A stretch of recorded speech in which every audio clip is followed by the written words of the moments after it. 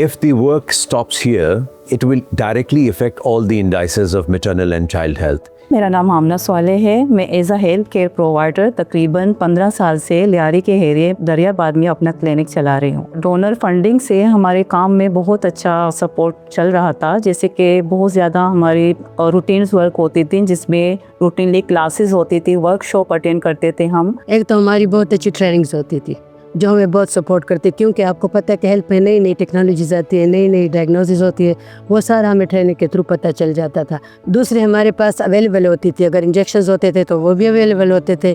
Implant, copper T, multi load, injections, pills, ECP, ये सारा हमारे पास होता था। विश जो हमारा प्रोजेक्ट था, उस प्रोजेक्ट के ज़रिए 4 हमने क्लिनिक्स बनाए, और जो डॉक्टर बेस्ड क्लिनिक थे, doctor main MBBS qualified doctor gynaecologist, जो लोगों को डोर स्टेप पे उनको सर्विस दे रही थी without any caste. Departure of donors from Pakistan canvas have led to quite a few areas that need immediate redressal. The very first thing is the non-availability of long-acting reversible methods of contraceptions, namely the IUCDs and the implants.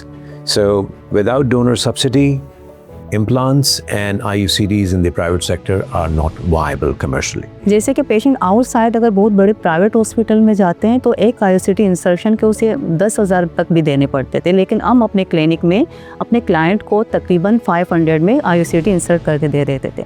लेकिन अभी हालात ऐसे हैं मुल्क के कि patient वो भी अफोर्ड नहीं कर सकता। जब फंडिंग ख़त्म होगी तो सारा प्रोजेक्ट हमें वाइंड अप करना पड़ा। उससे ये हुआ कि जितने लोगों को हम सर्विस दे रहे थे, जो बेनिफिशरीज थे हमारे, वो बिल्कुल ख़त्म हो गए, बल्कि ना होने के बराबर हो गए। और हमारे जो 4 सेंटर्स हमने बनाए थे, वो 4 सेंटर्स भी फंडिंग ना होने की वजह से हमें बंद करना पड़े।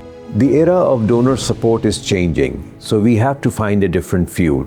The federal and the provincial government will have to look at the models already created with the donor money effectively in the private sector and scale them up.